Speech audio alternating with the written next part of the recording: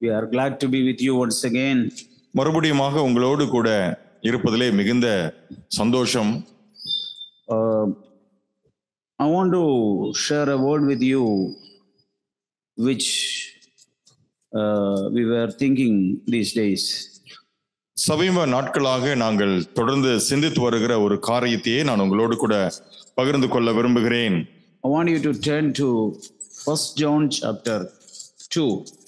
1 யோவான் முதலாம் நிருபத்தினுடைய chapter 2. இரண்டாவது அதிகாரம். 1 John chapter 2 and verse 18. 1 யோவான் இரண்டாவது அதிகாரத்தினுடைய 18வது வசனம். We read like this: Children, it is the last hour, and just as you heard that Antichrist is coming, even now many Antichrists have appeared. From this we know that it is the last hour. அந்த வசனம் இப்படியாக இருக்கிறது: பிள்ளைகளே, இது கடைசி காலமாய் இருக்கிறது. அந்தி கிறிஸ்து வருகிறான் என்று நீங்கள் கேள்விப்பட்டபடி இப்பொழுதும் அநேக அந்தி கிறிஸ்துக்கள் இருக்கிறார்கள். அதனாலே இது கடைசி காலம் என்று அறிகிறோம்.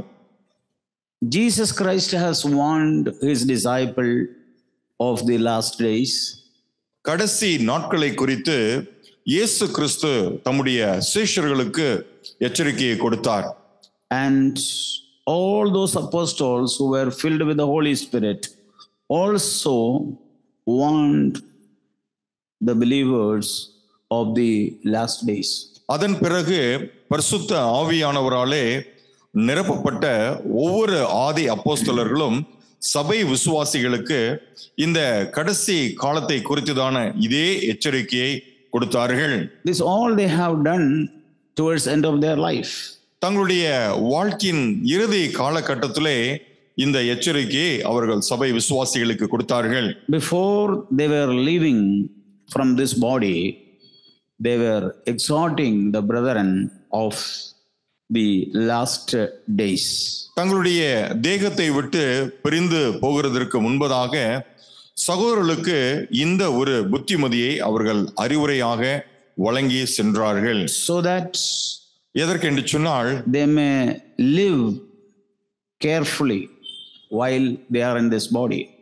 இந்த சரீரத்திலே அவர்கள் குடியிருக்கும் நாளளவும் மிகுந்த ஜாக்கிரதையோடு கூட இருக்கும்படிக்கு இந்த எச்சரிக்கையை கொடுத்தார்கள். Because they knew after some time people will start going astray in their mind. ஏனென்று சொன்னால் அவர்கள் ஒரு காரியத்தை அறிந்து வைத்திருந்தார்கள். அது என்னவென்று சொன்னால், ஜனங்கள் தங்களுடைய சிந்தையிலே நாட்கள் போக போக அவர்கள் தங்களுடைய சிந்தையிலே அவர்கள் சோரம் போக ஆரம்பிப்பார்கள் என்பதை அவர்கள் அறிந்து வைத்திருந்தார்கள். Everything they will start taking granted. காரியங்கள் எல்லாவற்றையும் அவர்கள் அலட்சிய போக்கிலே எடுத்துக்கொள்ள ஆரம்பிப்பார்கள். They will leave their first devotion தாங்கள் to the Lord. கர்த்தர் பேரிலே கொண்டிருந்த அந்த ஆதி பயபக்தியை அவர்கள் இழந்து விடுவார்கள். So see what Apostle John, this was written sometime in AD 90. பாருங்கள், இது அப்போஸ்தலனாகிய யோவானால் AD 90 வருட அந்த காலகட்டத்திலே எழுதப்பட்டதாகும். You know how he is warning the children of God? பாருங்கள், இங்கே தேவனுடைய பிள்ளைகளா இருக்கிறவர்களை அவர் எப்படியாக எச்சரிக்கிறார் பாருங்கள். Children, பிள்ளைகளே, it is the last hour. இது கடைசி நிமிடமாக இருக்கிறது, கடைசி வேளையாக இருக்கிறது. He didn't say last day or last days. இது last hour. கடைசி நாட்கள் அல்லது கடைசி நாள் என்று சொல்லாமல் இது கடைசி இறுதி நிமிடங்கள் அல்லது இறுதி மணி வேளையாக இருக்கிறது என்று அவர் சொல்லுகிறார். That means அப்படி என்று சொன்னால் time has come to close everything. எல்லாவற்றையும் மூடுவதற்கான அல்லது நிறைவு செய்வதற்கான வேலை சமீபமாயிற்று என்று அர்த்தம். That is the meaning of last hour. கடைசி நேரம், இறுதியான வேலை என்று சொன்னால் அதற்கு அர்த்தம் அதுதான். If in AD 90, if it was the last hour, what is it in AD 2025?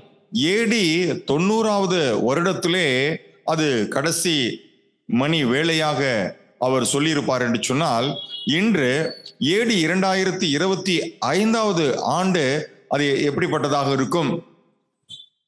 I don't know how to describe it. இதை எப்படி உங்களுக்கு விளக்கி சொல்வதென்று எனக்கு தெரியவில்லை. We have come to the last seconds. அப்படி என்று சொன்னால் நாம் கடைசி சில நிமிடங்களில் வந்துவிட்டோம். Now, in this last minutes or second, இந்த how the people in the church will be? இந்த இறுதி மணி நேரத்திலே அல்லது நிமிடங்களிலே இருக்கிற சபை ஜனங்கள் எப்படி இருக்க வேண்டும்? See, Apostle John says, பாருங்க, அப்போஸ்தலனாகிய யோவான் இப்படி சொல்லுகிறார், you have heard that Antichrist is coming. அந்தி கிறிஸ்து வருவான் என்று நீங்கள் கேள்விப்பட்டிருக்கிறீர்கள். Even now, many Antichrists have appeared. இப்பொழுதும் அநேக அந்தி கிறிஸ்துக்கள் தோன்றி இருக்கிறார்கள். Many Antichrists have appeared even in AD 90. ஏடி 90வது வருடத்திலேயே அநேக அந்தி கிறிஸ்துகள் தோன்றி வந்திருக்கிறார்கள் என்று அவர் சொல்லுகிறார். From this we know that it is the last hour. ஆகவே இதை வைத்து நாம் அறிந்து கொள்வது என்னவென்று சொன்னால், நாம் இருப்பது கடைசி நிமிடங்கள். From where these Antichrists have come? இந்த அந்தி கிறிஸ்துக்கள் எல்லாம் எங்கிருந்து அவர்கள் புறப்பட்டு வந்தார்கள்? Verse 19. 19வது வசனத்திலே, They went out from us. அவர்கள் நம்மை விட்டு பிரிந்து போனார்கள். They were not really of us. அவர்கள் நம்முடையவர்களாய் இருக்கவில்லை. If they had been of us, they would have remained with us. அவர்கள் நம்முடையவர்களாய் இருந்தார்களானால் அவர்கள் நம்முடனே நிலைத்திருந்திருப்பார்களே. But they went out. ஆனால் அவர்களோ நம்மை விட்டு பிரிந்து போய்விட்டார்கள். That shows that they do not belong to us. ஆகையால் அது அவர்கள் நம்முடையவர்கள் அல்ல என்பதை காண்பிக்கிறது. Then he is saying, அதற்கப்புறம் அவர் சொல்லுகிறார், no one need to teach you because you have the anointing நீங்கள் from the Holy One. நீங்கள் பரிசுத்தராலே பெற்ற அபிஷேகம் உங்களுக்கு சகலத்தையும் போதிக்கிற காரணத்தினாலே நீங்கள் எல்லாவற்றையும் அறிந்திருக்கிறீர்கள். உங்களுக்கு அதை குறித்து யாரும் சொல்ல வேண்டிய அவசியம் இல்லை என்று அவர் சொல்லுகிறார். That means அப்படி என்றால் we should discern our own spirit by the anointing that the Lord has given.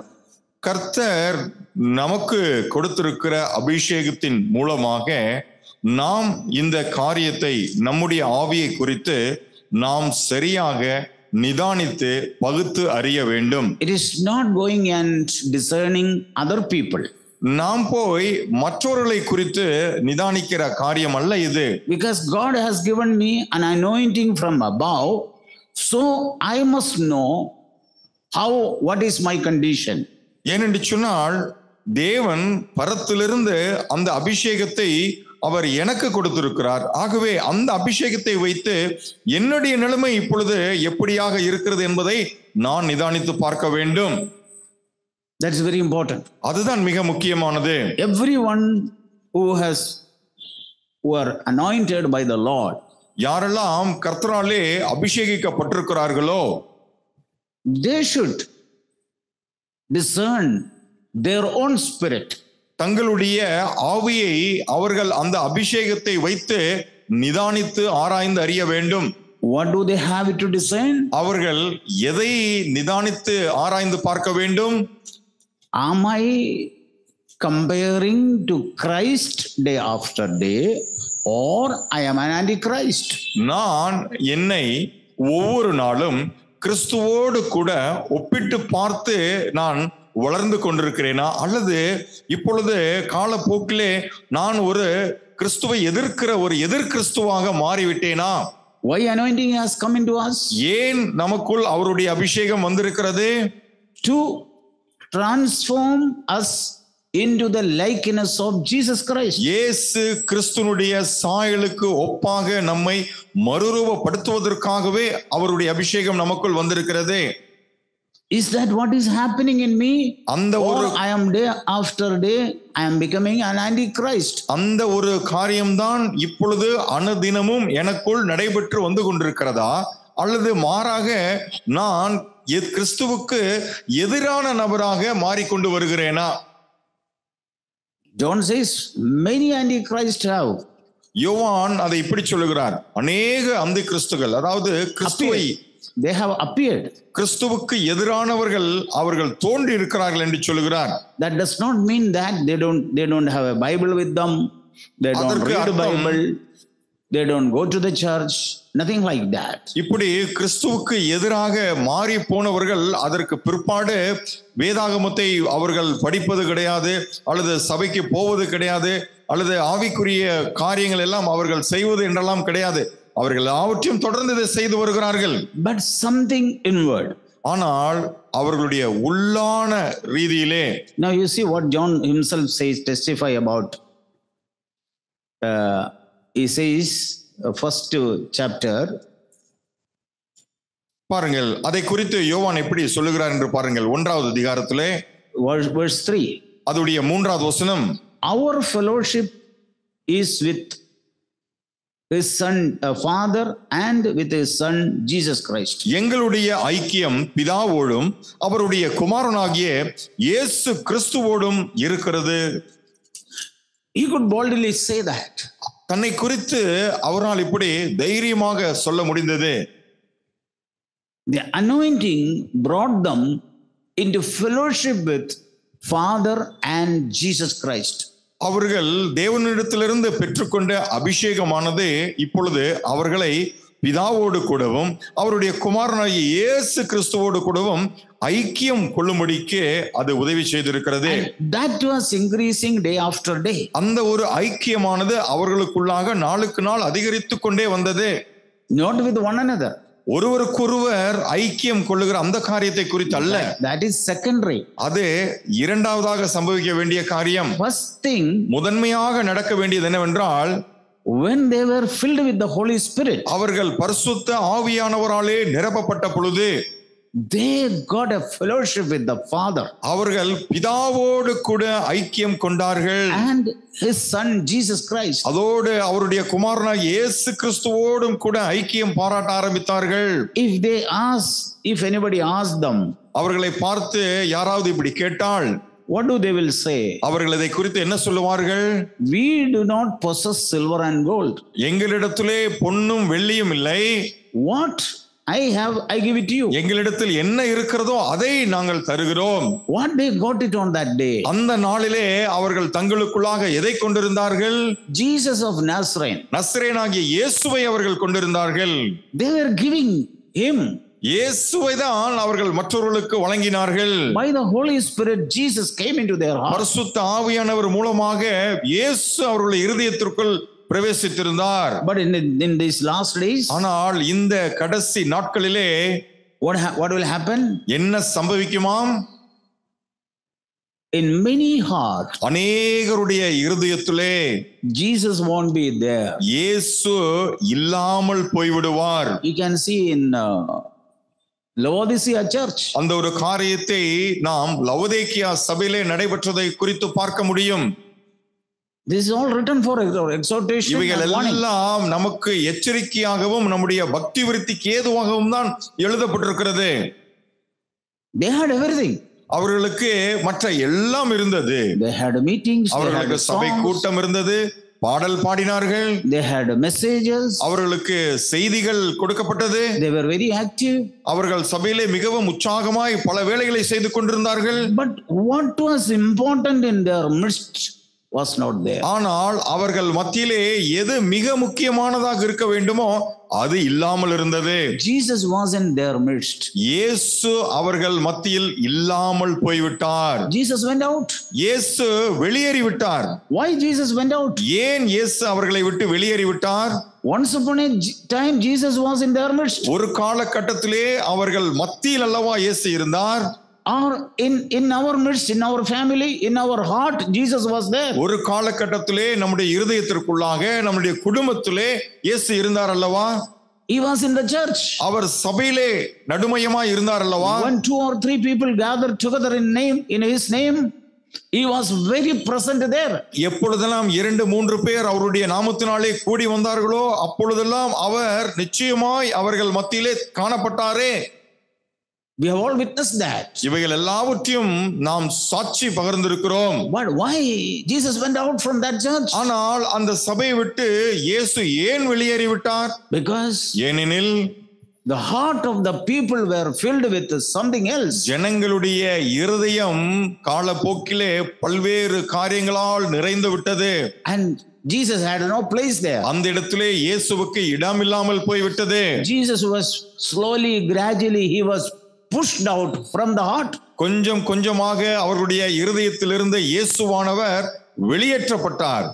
And Jesus was pushed out of their home. அவர்களுடைய இல்லங்களிலிருந்தும் இயேசுவானவர் வெளியேற்றப்பட்டார். And when such people came together into the church, அப்படிப்பட்டவர்கள் சபையிலே ஒன்று கூடி வரும் பொழுதெல்லாம் Jesus was out. இயேசு சபைக்கு வெளியே இருந்தார். Because Jesus will not stand because he has got no place there. ஏனென்று சொன்னால் இயேசுவானவர் அவர்கள் மத்தியில் இருப்பதற்கு இடம் இல்லாமல் இருந்தது. Because their heart was full of something else. ஏனென்று சொன்னால் அவர்களுடைய இருதயம் இயேசுவை தவிர வேறு பல காரியங்களால் நிறைந்திருந்தது. Maybe so many good things. அவர்கள் ஒருவேளை நிறைய நல்ல காரியங்களை செய்து கொண்டிருந்தவர்களா இருந்திருக்கலாம். I am not saying they were having some evil things. அவர்கள் ஏதோ பொல்லாப்பான காரியங்களை செய்து கொண்டிருந்தார்கள் என்று நான் உங்களுக்கு சொல்லவில்லை. Their heart was full of good things. அவர்களுடைய இருதயங்கள் ஒருவேளை பல்வேறு நன்மையான காரியங்களால் நிறைந்திருந்திருக்கலாம். But that is not important. ஆனால் முக்கியமானது அதுவல்ல. That we do so many good things. நாம் சில நல்ல காரியங்கள் தான தர்மங்களை பண்ணுவது முக்கியமல்ல. But மாறாக most important thing மிக முக்கியமானது என்னவென்றால் is Jesus dwelling in our heart through his Holy Spirit. இயேசுவானவர் தம்முடைய பரிசுத்த ஆவியானவர் மூலமாக நம்முடைய இருதயத்திலே வாசம் பண்ணி கொண்டிருக்கிறாரா இல்லையா என்பதுதான் முக்கியமான கேள்வி. See what Paul was praying for the believers, he knew about it. பாருங்கள், இந்த காரியத்தை குறித்து ஏற்கனவே அறிந்திருந்த பவுல் விசுவாசிகளுக்கு எப்படியாக ஜெபம் செய்கிறார் பாருங்கள். He said Christ may dwell in your heart. பாருங்கள், கிறிஸ்து உங்களுடைய இருதயத்திலே வாசமா இருக்க வேண்டும் என்று சொல்லுகிறார்.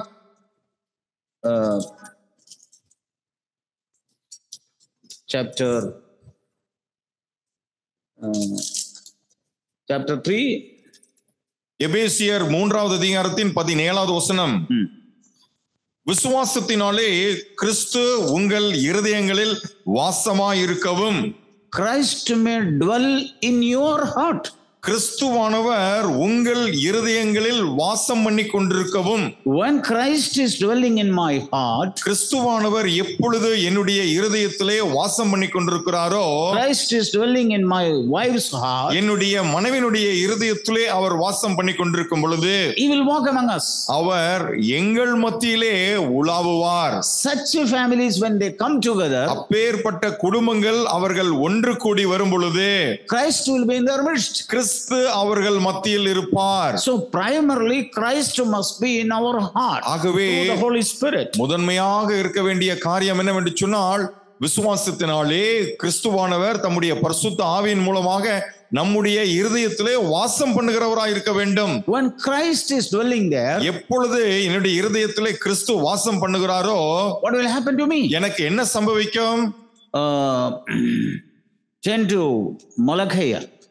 மல்கியா புத்தகத்திற்கு நாம் திருப்பிக் கொள்வோமாக.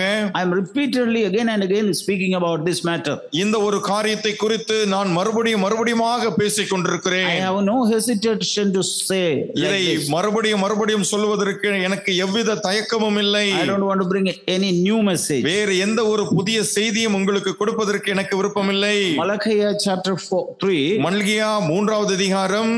When Christ dwells in me, what will happen? கிறிஸ்துவானவர் என்னுடைய இருதயத்திலே அவர் வாசமாயிருக்கும் பொழுது எனக்குள் என்ன நடக்கும்? Malachi chapter 3 verse 3. மல்கியா 3வது அதிகாரத்தின் 3வது வசனம். He will sit as a smelter and a purifier of silver. அவர் வெள்ளியை புடமிடுகிற நபரை போலவும் அதை சுத்திகரிக்கிற நபரை போலவும் என்னுடைய இருதயத்தில் அவர் அமர்ந்து He will purify the sons of Levi, that is me. Our and you. லேவியின் புத்திரரை சுத்திகரிப்பார் என்று சொன்னால் என்னைத்தான், நான் தான் அந்த லேவியன். Refine them like gold and silver, அவர்களை வெள்ளியை போலவும் பொன்னை போலவும் புடமிடுவார். so that they may present to the Lord an offering in righteousness. எதற்கென்று சொன்னால் அவர்கள் கர்த்தருக்கு நீதியாய் காணிக்கை செலுத்தும்படிக்கு அவர் அப்படி செய்வார். He will purify my heart, அவர் என்னுடைய இருதயத்தை சுத்திகரிப்பார். just like silver and gold is purified. எப்படி வெள்ளியும் பொன்னும் புடமிடப்படுகிறதோ அது போல In silver and gold there are not so much of stain. பாருங்கள், ஒரு பொன்னை எடுத்துக்கொண்டாலும் சரி அல்லது வெள்ளியை எடுத்துக்கொண்டாலும் சரி, அதிலே அநேக அழுக்குகளோ களிம்புகளோ காணப்படாது. It is small stain. அதிலே சின்ன சின்ன ஒரு கரையோ அல்லது அழுக்கு தான் அதிலே இருக்கும். He will purify, ஆனால் புடமிடுகிற நபர் அதை தொடர்ந்து புடமிட்டுக் கொண்டே இருப்பார். so that it will become valuable. எதற்கென்று சொன்னால் அது அதிக விலையேற பெற்றதாய் மாறுவதற்காக. Same way, அதே போலதான் He will purify our heart, my heart, என்னுடைய உங்களுடைய இருதயத்தை அவர் தொடர்ந்து புடமிட்டுக் கொண்டே இருப்பார். so that there will be no hindrance in my fellowship with my Father and Jesus Christ. எதற்கென்று சொன்னால் நான் பிதாவாகிய தேவனோடும் அவருடைய குமாரனாகிய கிறிஸ்துவோடும் கொண்டிருக்கிற ஐக்கியத்திலே எந்த ஒரு இடையூறும் வந்துவிடக் கூடாது என்பதற்காக அவர் அப்படி தொடர்ந்து புடமிடுவார். He will purify my heart when He comes inside. எனக்குள்ளாக அவர் வந்துவிட்டால் அவர் என்னுடைய இருதயத்தை புடமிடுவார். Just like you see how those apostles or early people, they were filled with the Holy Spirit. நீங்கள் How they become pure. ஆதி அப்போஸ்தலர்களை எடுத்துக்கொண்டாலும் சொல்லி அல்லது அந்த நாட்களில் இருந்த சீஷர்களை எடுத்துக்கொண்டாலும் சரி, அவர்கள் எப்படி பரிசுத்தம் உள்ளவர்களாய் மாறினார்கள். How they were fiery for the sake of Lord Jesus Christ. கர்த்தராகிய இயேசு கிறிஸ்துவினுடைய நாமத்து நிமித்தம் அவர்கள் எப்படி கொழுந்து விட்டு எரிந்தார்கள். They could not allow anything into them. தங்களுக்குள்ளாக எந்த ஒரு காரியத்தையும் அவர்கள் அனுமதிக்கவே இல்லை. Even a slightest hypocrisy in the church was judged in Acts chapter 5. அப்போஸ்தலர் 5வது அதிகாரத்திலே பார்க்கிறோம், சபையிலே காணப்பட்ட ஒரு சிறிய அளவிலான மாய்மாலம் கூட அன்றே அப்பொழுதே நியாயம் தீர்க்கப்பட்டது. How it happened? அதெல்லாம் எப்படி சம்பவித்தது? Because there was a fire of Holy Spirit there. ஏனென்று சொன்னால் ஆவியானவருடைய அக்கினியானது அங்கே பற்றி எரிந்தது. In that light, Ananias and Sapphira had a smallest hypocrisy. அந்த That was evident. அக்கினி தழலுக்கு முன்பதாக அனனியாவும் சப்பீராலும் சிறிய மாய்மாலத்தை காண்பித்தார்கள். அது அங்கே வெளியரங்கமாக்கப்பட்டது. Today why it is not happening? ஆனால் இந்த நாட்களில் அவ்வாறு ஏன் சம்பவிப்பதில்லை? Because there is no fire inside. ஏனென்று சொன்னால் நமக்குள்ளாக அந்த அக்கினி பற்றி எரிகிறதில்லை. We all become so cool. நாம் எல்லோருமே அனல் குன்றி போய்விட்டோம். That is the trick of devil. இது சாத்தானுடைய ஒரு தந்திரமாக இருக்கிறது. You know what Jesus said in Matthew chapter 24 verse 12? பாருங்கள், மத்தேயு 24வது அதிகாரத்தின் 12வது வசனத்திலே இயேசு என்ன சொல்லி இருக்கிறார் தெரியுமா? Lawlessness will increase. அக்கிரமம் கடைசி நாட்களிலே அநேகருடைய அதாவது அக்கிரமம் பெருகி போகும். And love of many will grow cold. அநேகருடைய அன்பு தணிந்து போகும். What does it mean? அதற்கு என்ன அர்த்தம்? The level of the Holy Spirit will go down and down and down. பரிசுத்த ஆவியானவர் தாங்கள் பெற்றுக்கொண்ட அந்த அளவானது அவர்களுக்குள்ளாக நாளுக்கு நாள் குறைந்து குறைந்து கீழே போய்விடும். Love growing cold means how the love comes into our heart. அன்பானது தணிந்து போய்விடும் என்று சொன்னால் நம்முடைய இருதயத்திலே எப்படி இந்த அன்பு வந்தது? Love came through the Holy Spirit. பரிசுத்த ஆவியானவர் மூலமாகத்தானே தேவனுடைய அன்பானது நம்முடைய இருதயத்திற்குள் வந்தது. I think in Romans chapter 5. அது ரோமர் 5வது அதிகாரத்தில் இருக்கிறது. How God has poured out His love into our எப்படி heart. தேவன் தம்முடைய அன்பை நம்முடைய இருதயங்களில் ஊற்றினார். Chapter 5 and verse 5. ரோமர் 5வது அதிகாரத்தின் 5வது வசனம். மேலும் நமக்கு அருளப்பட்ட பரிசுத்த ஆவியினாலே தேவ அன்பு நம்முடைய இருதயங்களில் ஊற்றப்பட்டிருக்கிறது. How the love of God has been poured into our heart? எப்படி தேவ அன்பானது நம்முடைய இருதயத்திலே ஊற்றப்பட்டது?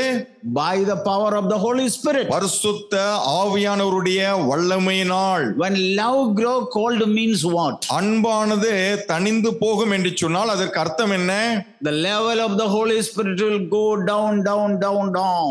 நமக்குள் ஊற்றப்பட்ட அந்த பரிசுத்த ஆவியானவருடைய அளவு குறைந்து குறைந்து போய்விடும் என்ற அர்த்தம். Then all what we do will be a ritual. அதற்கு பிறகு நாம் செய்கிற அத்தனை காரியங்களும் வெறும் சடங்கு ஆச்சாரமாக இருக்கும். We will pray, we will conduct meetings. தொடர்ந்து ஜெபிப்போம், கூடுகைகளை தொடர்ந்து ஆயத்தம் செய்து கொண்டிருப்போம். But it will all become ritual. ஆனால் இவைகள் எல்லாம் நமக்கு வெறும் சடங்காச்சாரமாக மாறி போகும்.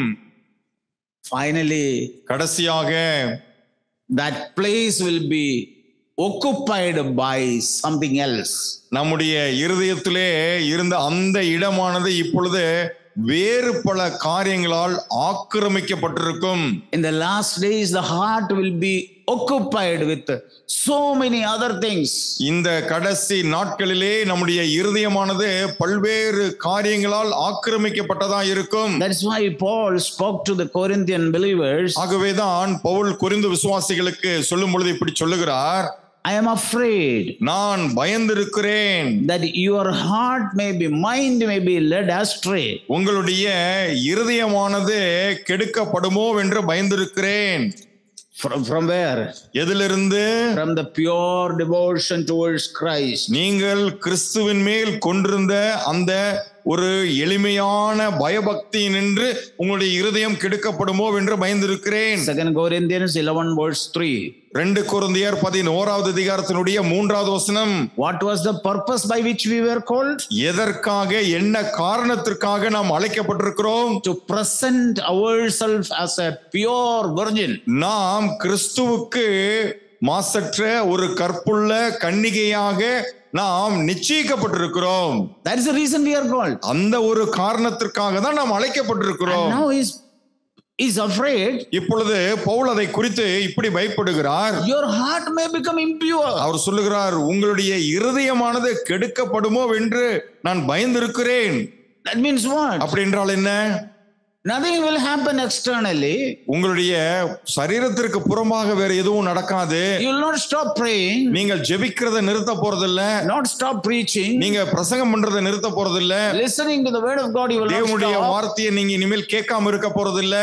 But மாறாக heart will be impure. உங்களுடைய இருதயம் அந்த இடத்திலே அசுத்தமாகிவிடும். Devil is not bothered what you are doing. நாம என்ன செய்யறங்கிறத வச்சு பிசாசு எந்த ஒரு அக்கறையும் போடுறதில்லை. I may preach, நான் பிரசங்கம் பண்ணலாம், I may sing, I may do so many things. நான் பாட்டு பாடலாம், இன்னும் ஆவிக்குரிய காரியங்கள்னு சொல்ற பல விஷயங்களை நான் தொடர்ந்து செஞ்சுக்கிட்டு இருக்கலாம். He is not bothered about all. ஆனால் அதெல்லாம் அவனுக்கு ஒரு பெரிய பிரச்சனையே கிடையாது. He will say do all these things. அவன் தொடர்ந்து சொல்லுவான் நம்ம இடத்துல, இதெல்லாம் நீ தொடர்ந்து செய்யப்பா, செஞ்சுக்கிட்டே இருப்பா. But in your heart, ஆனா உன்னுடைய இருதயத்துல that if that get corrupted, உன்னுடைய இருதயம் கெடுக்கப்பட்டு போனால் போதும். why Jesus went out of Laodicea church? இந்த லவோதிக்கேயா சபையை விட்டு இயேசுவானவர் ஏன் வெளியேற வேண்டியதாயிற்று? Because their hearts were corrupted. ஏனென்று சொன்னால் அவர்களுடைய இருதயமானது இப்படி கரைபட்டு அது தீட்டாகி போனது. John says, ஆகவே யோவான் சொல்லுகிறார், this is the last இது கடைசி நிமிடங்களாக இருக்கிறது. So I just wanted to show you 2-3 words in the last day, in the last hour, what will happen to some people and what will happen to some people. Both are in the church. பாருங்கள், சபையிலே இருக்கக்கூடிய நபர்கள் மத்தியிலே இரண்டு வகையான நபர்கள் இந்த கடைசி நாட்களிலே என்ன நடக்கும் என்பதை நாம் பார்க்க போகிறோம். One group, அதிலே ஒரு சாராருக்கு இந்த கடைசி நாட்களில் என்ன நடக்கும் என்பதை நான் உங்களுக்கு காண்பிக்கிறேன்.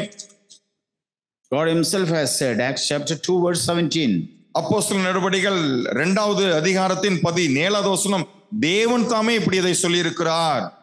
it shall be in the last days, God says, பாருங்கள், கடைசி நாட்களிலே இப்படி இருக்கும் என்று கர்த்தர் சொல்லுகிறதாவது, that I will pour out forth of my spirit on all mankind. கடைசி நாட்களில் நான் மாம்சமான யாவர் மேலும் என் ஆவியை ஊற்றுவேன். This is the promise of God. இது தேவனுடைய வாக்குத்தத்தம். It's not fulfilled only 2000 years ago. இது 2000 வருடங்களுக்கு முன்பதாக மாத்திரம் இது நிறைவேறவில்லை. Because I was not living 2000 years ago. ஏனென்று சொன்னால் நான் 2000 வருடங்களுக்கு முன்பதாக இல்லை. I am living today. இன்று நான் வாழ்ந்து கொண்டிருக்கிறேன் இந்த காலகட்டத்தில். Now I need it today. ஆகவே இந்த வசனம் இந்த நாளிலே எனக்கு நிறைவேற வேண்டும். And God is saying, இங்கே தேவன் இப்படி சொல்லுகிறார், I will pour forth of my spirit on all mankind. கடைசி நாட்களிலே மாம்சமான யாவர் மேலும் நான் என்னுடைய ஆவியை ஊற்றுவேன். When God pours his spirit into me, எப்பொழுது தேவன் தம்முடைய ஆவியை என்மேல் ஊற்றுகிறாரோ, then I will be empowered. அப்பொழுதுதான் நான் பலனடைவேன். Then I will overcome. அதற்கு அப்புறமாகத்தான் நாம் ஜெயம் கொள்ளுவேன். Without Holy Spirit, I have no power to overcome. பரிசுத்த ஆவியானவருடைய வல்லமை இல்லாத பட்சத்திலே ஜெயம் கொள்வதற்கான எந்த ஒரு பலனும் எனக்கு இருக்காது. One group of people, ஒரு சாரார் in the church, சபையில் இருக்கிற ஒரு சாரார், among the Christians, கிறிஸ்தவர்கள் மத்தியிலே இருக்கிற ஒரு சாரார், they'll always lean on to the Lord, longing for the Holy Spirit. எப்பொழுதுமே கர்த்தரையே சார்ந்து கொண்டு அவருடைய பரிசுத்த ஆவியினுடைய வல்லமைக்காக அவரையே சார்ந்து கொண்டிருப்பார்கள். And they will overcome. அவர்கள் ஜெயம் கொள்ளுவார்கள். They will be filled and they will be anointed. அவர்கள் பரிசுத்த ஆவியானவராலே நிறைந்து அபிஷேகம் பெற்றவர்களாய் இருப்பார்கள். And they will become the people of God. அவர்கள் தேவனுடைய ஜனங்களாக மாறுவார்கள். They will offer up an offering to God which is acceptable to him. அவர்கள் தேவனுக்கு பிரியமான காணிக்கைகளையும் பலிகளையும் அவர்கள் ஏறெடுப்பார்கள். They will realize they can't live this life. இந்த ஒரு வாழ்க்கையை தங்களுடைய சுய பலத்தால் வாழ முடியாது என்பதை உணர்ந்தவர்களாய் இருப்பார்கள். Because I have heard so many truth. ஏதோ நான் பல சத்தியங்களை கேட்டு விட்டது நிமித்தமாக, I have heard the new covenant truth. புதிய உடன்படிக்கையின் சத்தியத்தை நான் கேட்டு விட்டதினால் I can't live. இந்த வாழ்க்கையை என்னால் வாழ்ந்துவிட முடியாது. Unless the Lord pours out his spirit in me, I can't live. கர்த்தர் தம்முடைய பரிசுத்த ஆவியை எனக்குள் ஊற்றாத பட்சத்திலே என்னால் இந்த வாழ்க்கையை வாழ முடியாது. There will be some people in the church, they will truly believe it and they will always long for the infilling of the Holy Spirit. இப்பேற்பட்டவர்கள் சபையிலே சிலர் இருப்பார்கள். அவர்கள் எப்பொழுதுமே கர்த்தரையே சார்ந்து கொண்டு பரிசுத்த ஆவியானவர் தங்களில் ஊற்றப்பட வேண்டும் என்று சொல்லி அவரையே சார்ந்திருப்பார்கள். They will never be satisfied with the little bit they have. அவர்களுக்கு இருக்கிற அந்த கொஞ்ச நெஞ்ச ஆவியானவருடைய அனுபவத்தை வைத்துக் கொண்டு அவர்கள் திருப்தி அடைந்து இருந்து விட மாட்டார்கள். You know what the Lord said to Sardis church? உங்களுக்கு தெரியுமா சர்தை சபை குறித்து கர்த்தர் என்ன சொன்னார் என்று? You have a few people who have not defiled their garments. தங்களுடைய வஸ்திரங்களை கரைப்படுத்திக் கொள்ளாத சிலர் உன்னிடத்தில் உண்டு. But majority got defiled. ஆனால் அநேகர் தங்களை கரைப்படுத்தி விட்டார்கள். But there are few people. ஆனால் சிலர், who are those few அந்த people? சிலர் என்று சொல்லுகிறவர்கள் யார்? They were the people longing always for the power from above. எப்பொழுதுமே உன்னதத்திலிருந்து வல்லமை வர வேண்டும் என்று சொல்லி அவளோடு கூட ஏக்கமாய் காத்து கொண்டிருக்கிறவர்கள் தான் அந்த சிலர். They were not happy in understanding something. ஏதோ ஒரு காரியத்தை புரிந்து கொண்டதினால் மாத்திரம் அதிலே திருப்தி அடைந்து விடவில்லை.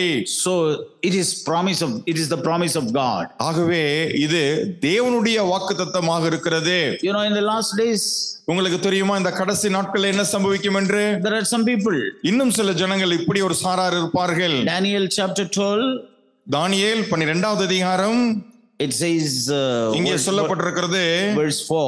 அதோடைய 12வது அதிகாரத்தின் 4வது வசனம், In the end of time, many will go back and forth and knowledge will increase. கடைசி நாட்களிலே அநேகர் அங்கும் இங்கும் ஓடி ஆராய்ந்து பார்ப்பார்கள், அவர்களுக்கு அறிவு பெருகி போகும். They will increase the knowledge. தங்களுடைய அறிவு களஞ்சியத்தை அவர்கள் பெருக்கிக் கொண்டே இருப்பார்கள். They will have knowledge about everything. பாருங்கள், எல்லாவற்றை குறித்ததான அறிவும் அவர்களுக்கு இருக்கும். They will have knowledge about sin. பாவத்தை குறித்த அறிவு அவர்களுக்கு இருக்கும். They will have the knowledge about the Holy Spirit. பரிசுத்த ஆவியானவரை குறித்த அறிவும் இருக்கும். They have the knowledge about the new covenant. புதிய உடன்படிக்கை குறித்த அறிவும் அவர்களுக்கு இருக்கும். They have the knowledge how to bring up their children and தங்களுடைய family. பிள்ளைகளை, தங்களுடைய குடும்பத்தை எப்படி வளர்த்தெடுக்க வேண்டும் என்கிற அறிவும் அவர்களுக்கு இருக்கும். All knowledge. இவைகள் எல்லாம் வெறும் அறிவாகத்தான் இருக்கும். This is one mark of the last day. கடைசி நாட்களிலே சம்பவிக்கக்கூடிய ஒரு அடையாளம் இது. Many will go back and forth. அநேகர் அங்கும் இங்கும் ஓடி ஆராய்வார்கள். I want to ask you, why do you have so much of meetings? உங்களிடத்திலே நான் ஒரு கேள்வியை கேட்கிறேன். நீங்கள் ஏன் அநேக கூடுகைகளை இப்படி ஏற்படுத்துகிறீர்கள்? Why I am running here and there? ஏன் அங்கும் இங்கும் ஓடிக்கொண்டிருக்கிறீர்கள்? Is it to increase my knowledge? என்னுடைய அறிவை பெருக்கிக் கொள்வதற்காக நான் இப்படி செய்து கொண்டிருக்கிறேனா? There's a good pleasure in having a lot of knowledge. இப்படி அநேக அறிவான காரியங்களை நாம் பெற்றுக்கொள்வது அல்லது அவைகளை களஞ்சியங்களாக சேர்ப்பது ரொம்ப பிடித்தமான விஷயம் நமக்கு. And we will feel some comfort in the knowledge. பாருங்கள், இப்படி நாம் அறிவை பெருக்குகிறதுனாலே அதிலே நமக்கு ஒரு சந்தோஷம் உண்டு. And we can speak to many people about it. அதை குறித்து மற்றவர்களிடத்திலும் நாம் பேசவும் முடியும். Because we have knowledge. ஏனென்று சொன்னால் அதை குறித்த அறிவு நமக்கு இருக்கிறது. Knowledge is not bad. பாருங்கள், நமக்கு அந்த அறிவு இருப்பது தீமை அல்ல. It has to work. ஆனால் அது நமக்கு ஒர்க் அவுட் ஆகணும். How it will work? அது எப்படி நமக்கு வேலை செய்யும்? By the power of the Holy Spirit. பரிசுத்த ஆவியானவர் மூலமாகத்தான் அது நமக்குள்ள கிரியை செய்யும். We can see among many believers they have a lot of knowledge. அநேக விசுவாசிகளிடத்திலே இப்பேற்பட்ட அறிவுகள் இருக்கிறதை நம்மால் பார்க்க முடியும். And they are very happy. ஆனால் அவர்கள் அதிலேயே சந்தோஷம் அடைந்து விடுகிறார்கள். We are new covenant. அவர்கள் சொல்கிறார்கள், நாங்கள் புதிய உடன்படிக்கையின் ஒரு பங்காக இருக்கிறோம் என்று சொல்லிக் கொள்கிறார்கள். We have the great truth. எங்களுக்கு இப்பொழுது மிகப்பெரிய சத்தியம் இருக்கிறது. But ஆனால் is it working? இதெல்லாம் உங்களுக்கு கிரியை செய்கிறதா? Just like Brother Zach used to say, you have fan and air condition and everything in your நம்முடைய home. அருமை சகோதரர் சகரியா பொன்னன் சொல்லுகிறது போல உங்களுடைய வீட்டுல ஃபேன் இருக்கு, லைட் இருக்கு, எல்லா மின்சார உபகரணங்களும் இருக்கு. You have everything. எல்லாமே இருக்கு. Is it working? ஆனா அதெல்லாம் வேலை செய்யுதா? That is important. அதுதான் ரொம்ப முக்கியம். Even if you have only a small house. நீங்க இருக்கிறது ஒரு சிறிய வீடாக இருந்தாலும் சரி. Is that things are working? அதுல இருக்கிற எல்லா மின்சார சாதனங்களும் வேலை செய்தா அது போதும். See, many will increase the last days. பாருங்கள், கடைசி நாட்களிலே அநேகர் தங்களுடைய அறிவை பெருக்கிக் கொள்வார்கள். This is one group. இது ஒரு சாரார். One group will long for the Holy Spirit of God. ஒரு சாரார் தேவனுடைய பரிசுத்த ஆவியானவருக்காக எப்பொழுதும் ஏங்கி காத்துக் கொண்டிருப்பார்கள். When you long for the Holy Spirit and when the Holy Spirit comes in you, you will have knowledge also. பரிசுத்த ஆவியானவருக்காக நீங்கள் ஏங்கி கொண்டிருக்கும் பொழுது, பரிசுத்த ஆவியானவர் உங்களுக்குள் வரும் பொழுதும் உங்களுக்கு இதை குறித்த எல்லா அறிவும் இருக்கும். All Peter, John, James and all got the knowledge. எப்படி பேதுரு, யாக்கோபு, யோவான் இவர்களுக்கெல்லாம் இந்த அறிவு கிடைத்தது? Because of the Holy Spirit. பரிசுத்த ஆவியானவர் மூலமாகத்தான் கிடைத்தது. Not by a study. ஏதோ ஒரு வேத ஆராய்ச்சியின் மூலமாக அல்ல. Now இப்பொழுது I want to show you another thing what will happen in இந்த the church. கடைசி நாட்களிலே சபையிலே நடக்க போகிற மற்றொரு காரியத்தையும் நான் உங்களுக்கு சொல்ல விரும்புகிறேன். This is how we will know how many antichrists have come. அநேக அந்த கிறிஸ்துக்கள் எப்படி தோன்றி இருக்கிறார்கள் என்பதை இதை வைத்துதான் நாம் அறிந்து கொள்ள முடியும். James chapter 5. யாக்கோபு 5வது அதிகாரம். He is very strictly warning the church. சபையை அவர் மிக கடுமையாக எச்சரிக்கிறார். His words are very strong. அவருடைய வார்த்தைகள் மிகவும் கண்டிப்பானதா இருக்கிறது. இங்கே if you read the book of James, நீங்கள் யாக்கோபு எழுதின இந்த புத்தகத்தை வாசித்து பார்த்தால், it is not at all, pleasing to hear it. பாருங்க, இதெல்லாம் கேட்கிறதுக்கு ரொம்ப பிரியமான வார்த்தைகள் கிடையாது.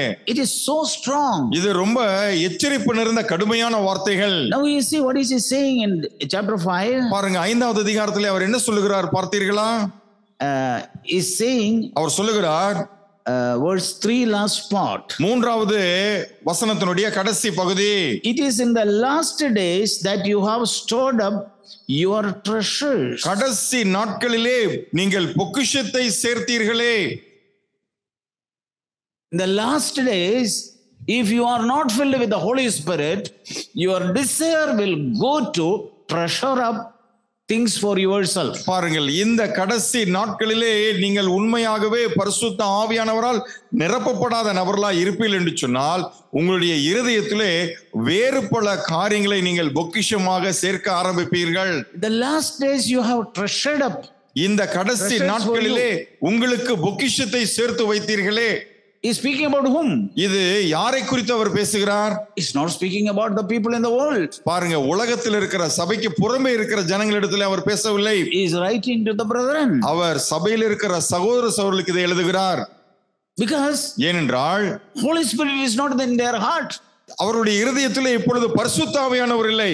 So they started storing up, thinking about themselves. ஆகவே இப்பொழுது தங்களை குறித்து அவர்கள் சுயநலமா யோசிக்க ஆரம்பித்து பொக்கிஷத்தை சேர்த்து வைக்க ஆரம்பிக்கிறார்கள். They started thinking about their children. தங்களுடைய பிள்ளைகளை குறித்து இப்பொழுது கவலைப்பட ஆரம்பிக்கிறார்கள். They started thinking about their future. தங்களுடைய எதிர்காலத்தை குறித்து கவலைப்பட ஆரம்பிக்கிறார்கள். Why? ஏன்? Your heart has become empty. உங்களுடைய இருதயம் இப்பொழுது பரிசுத்த ஆவியானவர் இல்லாமல் வெறுமையாக கிடக்கிறது. You know, no place will be empty. பாருங்க, எந்த ஒரு இடமும் வெறுமையா இருக்க போறது இல்ல. If you are not filled with the love of God inside, your heart will be filled with these things. உங்களுடைய இருதயமானது தேவனுடைய அன்பினாலே நிறையப்படாமல் இருக்கும் என்று சொன்னால், அதற்கு பதிலாக வேறு பல காரியங்கள் உங்களுடைய இருதயத்தை நிறைத்து கொண்டிருக்கும். James saying, யாக்கோபு சொல்லுகிறார், you have treasured up treasures for yourself in these last days. இந்த கடைசி நாட்களிலே உங்களுக்காக நீங்கள் பொக்கிஷத்தை சேர்த்தீர்களே. Then அதற்கு அப்புறம் Apostle Paul is warning. அப்போஸ்தலனாகிய பவுல் இப்படி ஒரு எச்சரிக்கையை கொடுக்கிறார். 2 Timothy 2 தீமோத்தேயு chapter 3. 2 தீமோத்தேயு 3வது அதிகாரம். He's saying, அவர் சொல்லுகிறார், realize this, in the last days difficult times will come. மேலும் கடைசி நாட்களில் கொடிய காலங்கள் வரும் என்று அறிவாயாக. For whom the difficult time? யாருக்கு கொடிய நாட்கள் வரப்போகிறது? Difficult time for the one who wants to live godly in Christ Jesus. கிறிஸ்து இயேசுவுக்குள்ளாக தேவ பக்தியாய் நடக்க மனதாய் இருக்கிற யாவருக்கும் கொடிய காலங்கள் வரும் என்று அறிவாயாக. Not everyone. எல்லாருக்கும் பொதுவா கிடையாது. Those who want to live godly in Christ Jesus. பாருங்க, யாரெல்லாம் கிறிஸ்து இயேசுவுக்குள் 12வது வசனத்தின்படி அன்றியும் கிறிஸ்து இயேசுவுக்குள் தேவ பக்தியாய் நடக்க மனதாய் இருக்கிற யாவருக்கும் இப்படிப்பட்ட கொடிய காலங்கள் வரும் என்று அறிவாயாக. Then he says, realize this. அதற்கப்புறம் அவர் சொல்றாரு, நீங்கள் அறிந்து கொள்ள வேண்டியது என்னவென்றால், men will be lovers of self. மனுஷர்கள் தற்பிரியராய் மாறி போவார்கள். Why? ஏன்? Who are these people? இவர்கள் யாராய் இருக்கிறார்கள்?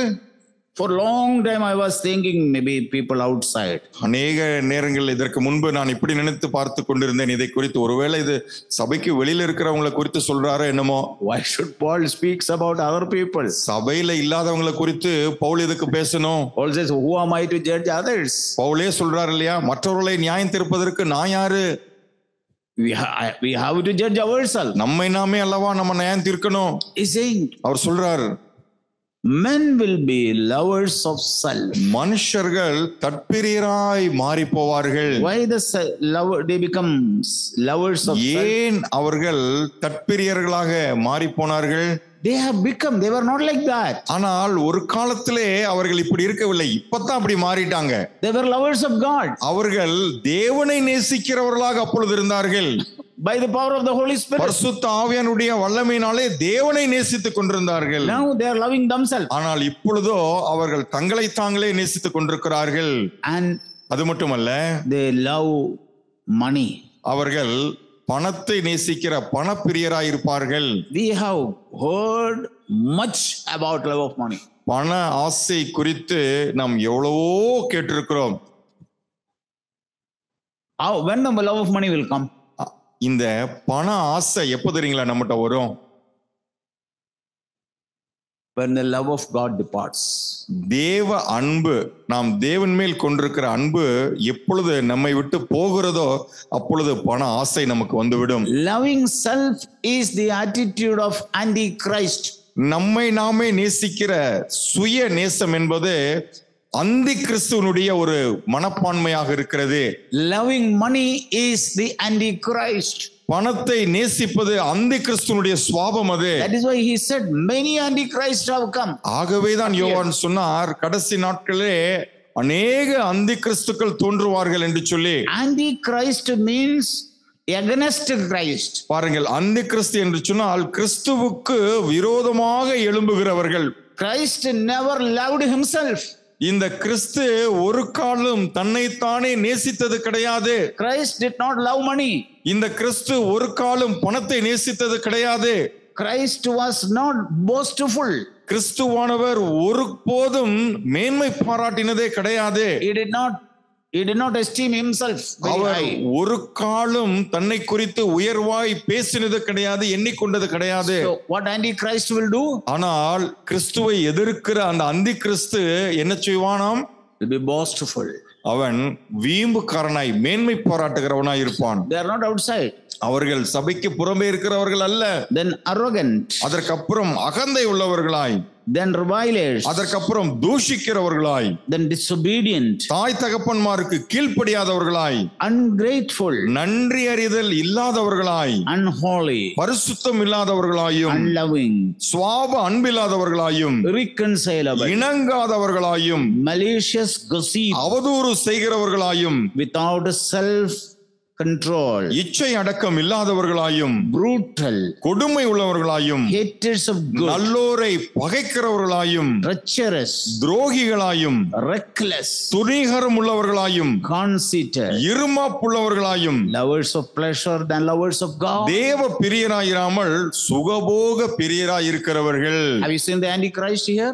அப்படி என்று சொன்னால் அந்தி கிறிஸ்துவனுடைய குணாதிசயத்தை, கிறிஸ்துவை எதிர்க்கிற நபருடைய குணாதிசயத்தை இங்கே உங்களால் பார்க்க முடிகிறதா?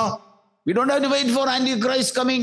ஏதோ அந்தி கிறிஸ்து என்று ஒரு நபர் எங்கிருந்து வருவான், ஒருவேளை அங்கிருந்து வருவானா இங்கிருந்து வருவானா எதிர்பார்த்து காத்திருக்க வேண்டிய அவசியம் இல்லை. Christ is a nature. பாருங்கள், கிறிஸ்து என்று சொன்னால் அது அவருடைய சுவாபம். He is spirit. அவர் ஆவியாய் இருக்கிறார். Antichrist is also a spirit. அதே போல அந்தி கிறிஸ்துவும் ஆவியாய் இருக்கிறான். We don't have to think today about the physical Antichrist. சரீர பிரகாரமாக வரப்போகிற அந்தி கிறிஸ்துவை குறித்து நாம் இப்பொழுது பார்க்க வேண்டிய அவசியம் இல்லை. That is later.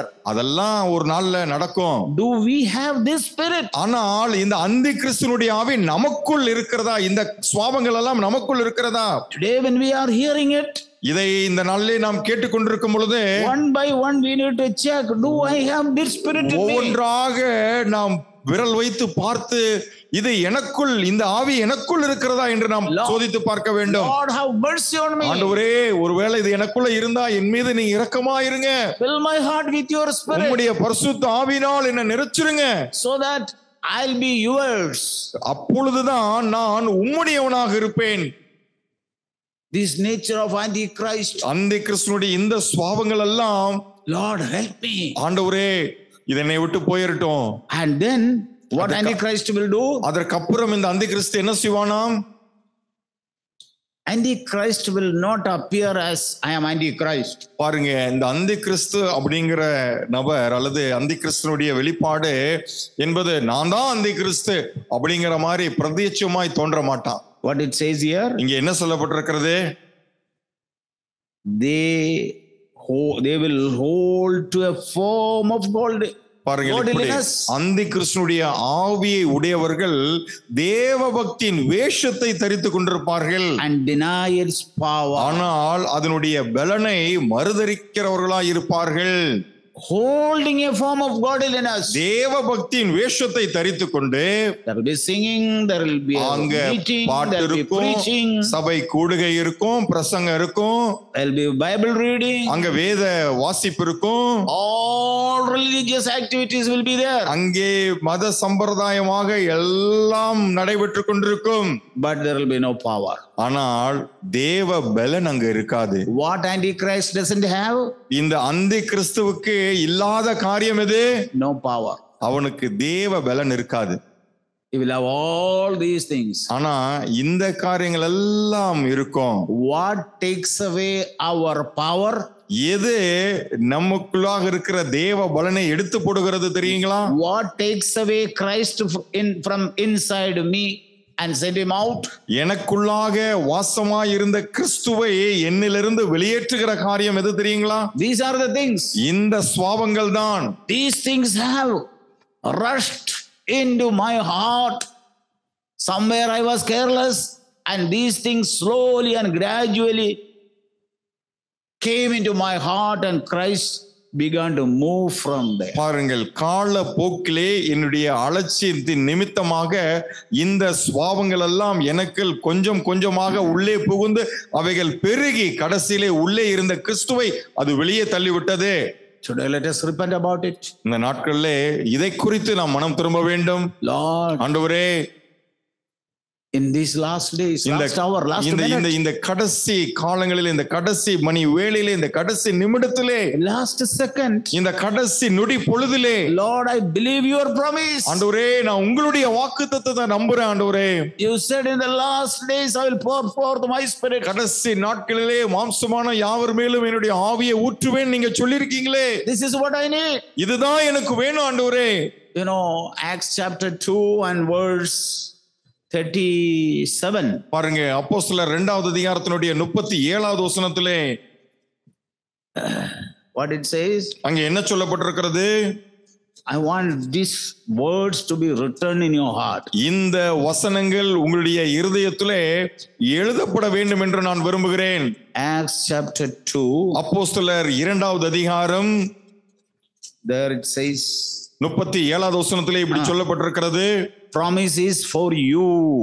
பாருங்கள், அங்கே தமிழிலே அது 39வது வசனம், இந்த வாக்குத்தத்தமானது உங்களுக்கும். Have you seen it? இந்த வாக்குத்தத்தத்தை உங்களால் பார்க்க முடிகிறதா? What God is saying? தேவன் என்ன சொல்லுகிறார்? What God is saying? இப்பொழுது தேவன் நம்மை பார்த்து என்ன சொல்லுகிறார்? The promise is for you. இந்த வாக்குத்தத்தமானது உங்களுக்கும். It is for me. இது எனக்கானது. It is for you. இது உங்களுக்கானது. It is for my children. இது என்னுடைய பிள்ளைகளுக்கும் உங்களுடைய பிள்ளைகளுக்குமானது. Why don't you awake? இதிலிருந்து நாம் இந்த நிலைமையிலிருந்து ஏன் இப்பொழுது விழித்துக் கொள்ள கூடாது? This is for you. இது உங்களுக்கான வாக்குத்தத்தம். God is saying this is for you, my son. தேவன் சொல்லுகிறார், மகனே, இது உனக்கான வாக்குத்தத்தம் பா. This is for your children. இது உன்னுடைய பிள்ளைகளுக்கான வாக்குத்தத்தம். Still we sit there? ஆனா இன்னும் நம்ம அப்படியேவா உட்கார்ந்துட்டு இருக்கிறோம்? No. இல்ல, அப்படி இருக்க கூடாது.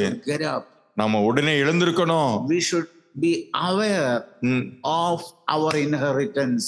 நமக்கு வரவேண்டிய சுதந்திர வீதத்தை குறித்த அறிவுடையவர்களாக நாம் இருக்க வேண்டும். Don't let Satan and this world cheat any of the believers. சாத்தானோ அல்லது இந்த உலகமோ நமக்கு வரவேண்டிய எந்த ஒரு சுதந்திர வீதத்தையும் நம்மிடத்திலிருந்து ஏமாற்றாதபடிக்கு நம்ம பார்த்துக்கணும். He has been stealing for so many years. அவன் அநேக வருடங்களாக நம்மிடத்திலிருந்து இதை திருடிக்கொண்டே இருக்கிறான். See, there is a word in Ephesians, I think. Paul was saying to he who steals should steal no more. எபேசியர்ல Pavul இப்படி ஒரு வார்த்தை சொல்றாரு. If you have taken எபேசியர் 4வது அதிகாரத்தினுடைய 28வது வசனம், திருடுகிறவன் இனி திருடாமல்.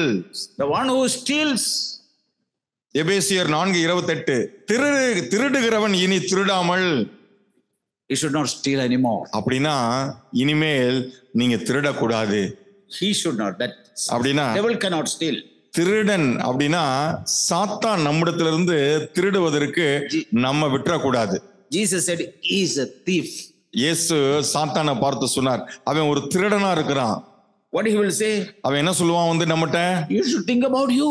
ஏய் நீ உன்னை குறித்து தான் அக்கறைப்படணும். You have to think about your children. உன்னுடைய பிள்ளைகளை குறித்து இல்லவா உனக்கு அக்கறை இருக்கணும். What about your future? உன்னுடைய எதிர்காலம் என்ன ஆக போகுது.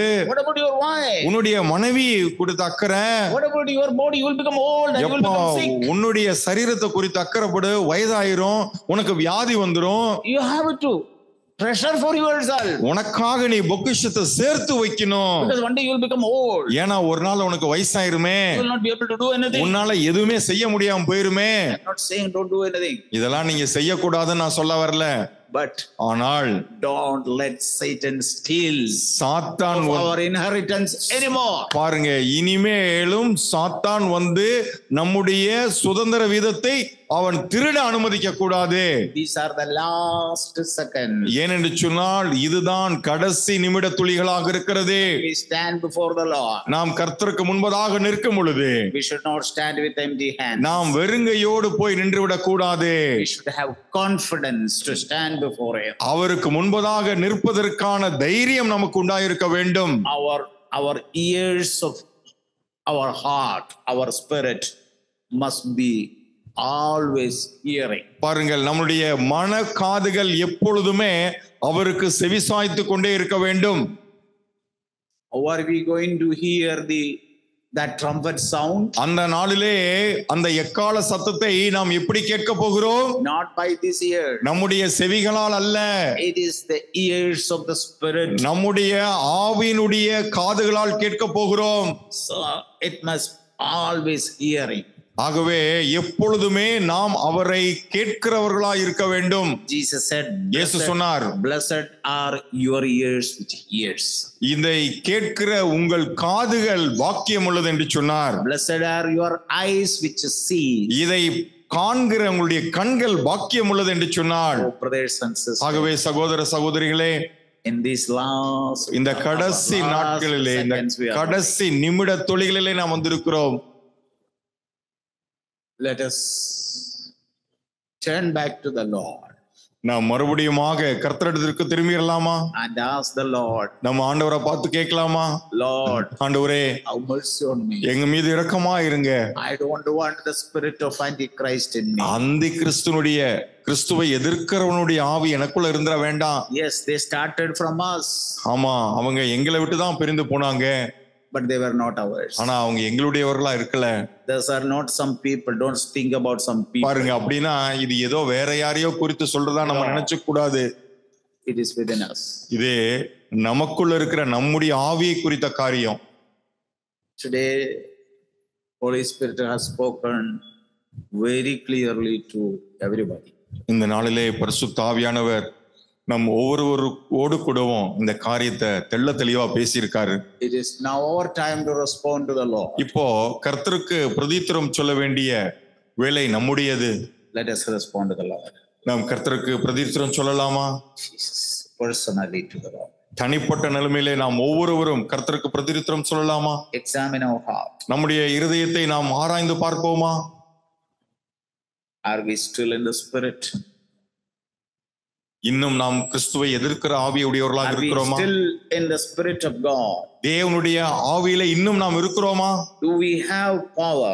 இன்னும் தேவ வல்லமை நமக்கு இருக்கிறதா? Do we have faith? இன்னும் அந்த விசுவாசம் நமக்கு இருக்கிறதா? Examine ourselves. நம்மை நாமே நாம் நிதானித்து பார்க்கலாமா? If not, confess it. இல்லை என்று சொன்னால் நாம் தேவனிடத்திலே அறிக்கையிடலாம். The Lord has already promised. தேவன் ஏற்கனவே நமக்கு வாக்குறுத்திருக்கிறார். The promise is for you.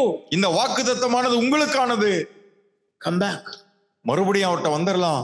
It is for your children. உங்களுடைய பிள்ளைகளுக்கான வாக்குத்தத்தம் இது. Let us inherit it. அவர்கள் இதை சுதந்தரிக்கட்டும். Let us pray. நாம் ஜெபிக்கலாமா? Heavenly Father, எங்கள் பரலோக பிதாவே, we praise you and glorify you. உம்மை நாங்கள் துதித்து மகிமைப்படுத்துகிறோம் ஆண்டவரே. Thank you that you are speaking to us very clearly. எங்களோடு கூட நீங்க தெளிவாய் பேசுறீங்களே, உமக்கு நன்றி. We have been purchased by the precious blood of Jesus Christ. இயேசு கிறிஸ்துவின் விலையேறப்பட்ட இரத்தத்தினாலே நாங்கள் மீட்டுக் கொள்ளப்பட்டோமே. You உமக்கு don't want நன்றி. any one of us to be lost. ஆண்டவரே, நாங்க யாரும் இழந்து போவது உம்முடைய சித்தம் அல்ல ஆண்டவரே. You are warning us again and again. மறுபடியுமா நீங்க எங்களை எச்சரிக்கிறீங்களே. Help us to take these warnings seriously in இந்த our எச்சரிக்கை life. எல்லாம் எங்களுடைய மனதிலே நாங்க ஜாக்கிரதையா எடுத்துக்கொள்ள உதவி செய்யுங்க. Mercy on all of us. எங்களை ஒவ்வொரு மீதும் இரக்கமாயிருங்க. We are living in a wretched body, wretched flesh, Lord. ஆண்டவரே, நாங்கள் கேடு நிறைந்த ஒரு அவலமான மாம்சத்துல தான் குடி இருக்கிறோம் ஆண்டவரே. Fill our heart, Lord. எங்களுடைய இருதயத்தை உம்முடைய ஆவியினால் நிறைச்சிருங்க ஆண்டவரே. Fill our mind, Lord. எங்களுடைய மனதை எல்லாம் உம்முடைய ஆவியினால் நிறைச்சிருங்க. So that rest of our days மீதி இருக்கிற எங்களுடைய வாழ்நாட்கள் may be so glorious, அது மகிமை நிறைந்ததா இருக்குமே. so pleasing to you, Lord. உம்மை பிரியப்படுத்துகிறதா இருக்குமே. We commit everybody to you, Lord. எல்லோரையும் உம்முடைய கரத்திலே நாங்கள் ஒப்புக் கொடுக்கிறோம் ஆண்டவரே. These brothers and sisters, இந்த சகோதர சகோதரிகளை உம்முடைய கரத்துல ஒப்புக் கொடுக்கிறோம். thank you for the desires you have put into their heart. அவருடைய இருதயத்திலே நீர் கொடுத்திருக்கிற இந்த வாஞ்சைகளுக்காக உமக்கு நன்றி. Let it increase more and more. அது இன்னும் அதிகமாய் பெருகட்டும் ஆண்டவரே. Until you come, Lord. நீர் வரும் நாள் பரியந்தம் பெருகட்டும். Let us all with great confidence may stand before you one day, Lord. அந்த நாளிலே நாங்கள் அனைவரும் உமக்கு முன்பதாக மிகுந்த தைரியத்தோடு கூட நிற்கும்படி எங்களுக்கு உதவி செய்யுங்க ஆண்டவரே. Thank you, Father.